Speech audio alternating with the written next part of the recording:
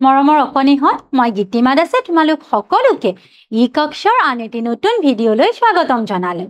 মই তোমালোকৰ লগত আলোচনা কৰি আছিলো তোমালোকৰ তৃতীয় শ্ৰেণীৰ আমাৰ গণিত পাঠ্যপুথিখনৰ দ্বিতীয় পাঠটি। এই দ্বিতীয় পাঠটিৰ আজিৰ অংশটিত আমি কিনো নতুন বস্তু শিকিবলৈ পাম আহা আমি চাওঁ।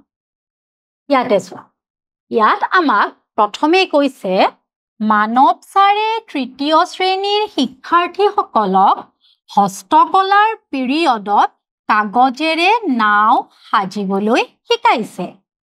তোমালোক বহুতে হয়তো কাগজেৰে নাও সাজিবলৈ পাৰা নহয়নে, আৰু কিছুমানে হয়তো নোৱাৰা। এতিয়া ইয়াত আমাক ক'লে আমিও নাও সজা কৌশলটো শিকো আহাচোন। এতিয়া মানৱ ছাৰে তৃতীয় শ্ৰেণীৰ ছাত্ৰ ছাত্ৰীসকলক কেনেদৰে নাও সাজিবলৈ শিকাইছিল আহা আমিও শিকো। ইয়াতে চোৱা, ইয়াতে প্ৰতিটো আমাক কেনেদৰে কৰিব লাগিব প্ৰতিটো স্তৰ দেখুৱাই দিছে। মই তোমালোকক দেখুৱাইছো চাবা। প্ৰথমে তোমালোকে এনেদৰে এখিলা কাগজ ল'বা, তাৰ পাছত দ্বিতীয়তে কি কৰিব লাগিব, কাগজ খিলা এনেদৰে সমানে ভাঁজ কৰিবা। ইয়াত তোমালোকে কাগজ খিলা এনেধৰণেৰে সমানে ভাগ কৰি ল'লা।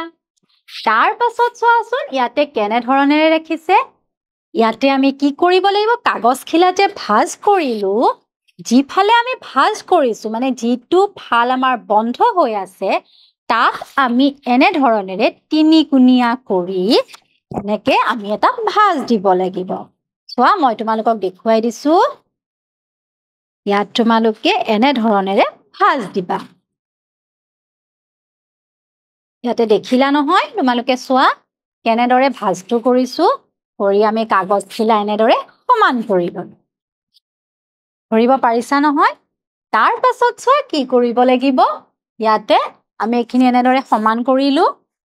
তাৰ পাছত এতিয়া চোৱা ইয়াতে কি কৰিছে, এতিয়া আমি এই যে ওপৰত যে কাগজখিনি আছে এই চিনটোৰ ওপৰত তাক আমি এনেদৰে পিছফালৰ খিনি পিছফাললৈ ভাঁজ কৰিম আৰু এইফালে থকাখিনি এনেদৰে ভাঁজ কৰি দিলো।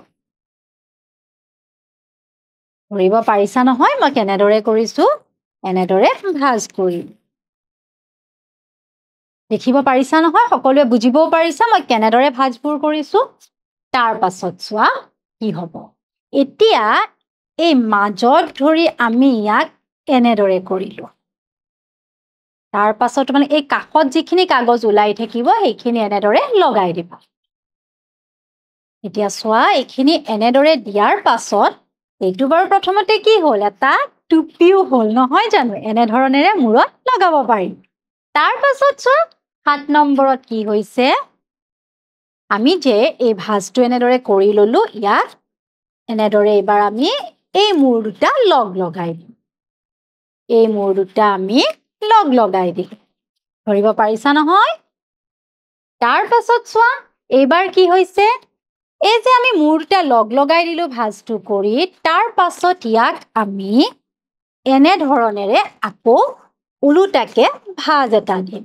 গতিকে ইয়াত আমি এনেদৰে ভাঁজ দিলো আৰু এইফালৰটো আমি এনেদৰে ভাঁজ কৰি দিলো।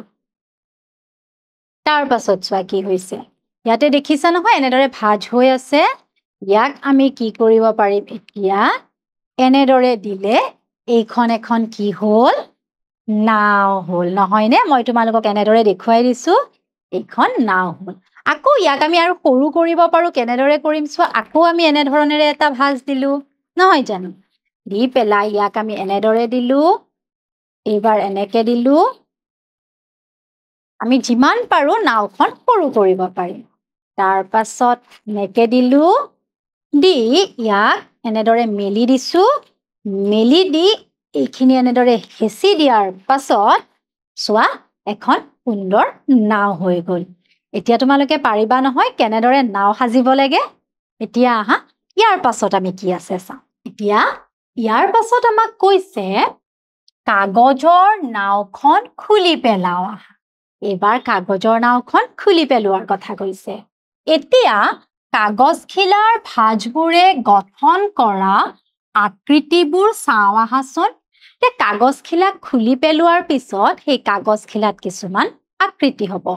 এতিয়া সেই আকৃতিবোৰ আমি চাম খুলি দিয়াৰ পাছত তলত দিয়া ধৰণে ভাঁজ পৰিছেনে চোৱাচোন এতিয়া সেই কাগজখন খুলি দিয়াৰ পাছত আমি কি ভাঁজ পাইছো চোৱাচোন কাগজখন যেতিয়া খুলি দিম খুলি দিলে এনে ধৰণৰে ভাঁজবোৰ হ'ব এতিয়া ইয়াত আমাক কোৱা হৈছে ওপৰৰ আকৃতিসমূহৰ যিকোনো এটা আয়তত ৰঙা ৰং এটা বৰ্গত নীলা ৰং আৰু এটা ত্ৰিভুজত হালধীয়া ৰং কৰা এতিয়া কাগজখন খুলি দিয়াৰ পিছত যেতিয়া আমি এনে ধৰণেৰে আকৃতিবোৰ পাম সেই আকৃতিৰ এটা আমি আয়ত বিচাৰিম আকৃতিবোৰৰ মাজত আৰু আয়তটোত ৰঙা ৰং বৰ্গত নীলা ৰং আৰু ত্ৰিভুজত হালধীয়া ৰং কৰিম এতিয়া আহা আমি আকৃতিসমূহ বিচাৰি চাওঁ আমি প্ৰথমে আয়ত এটা বিচাৰিব লাগিব এতিয়া চোৱাচোন তোমালোকে এইটো বাৰু আয়ত হৈছেনে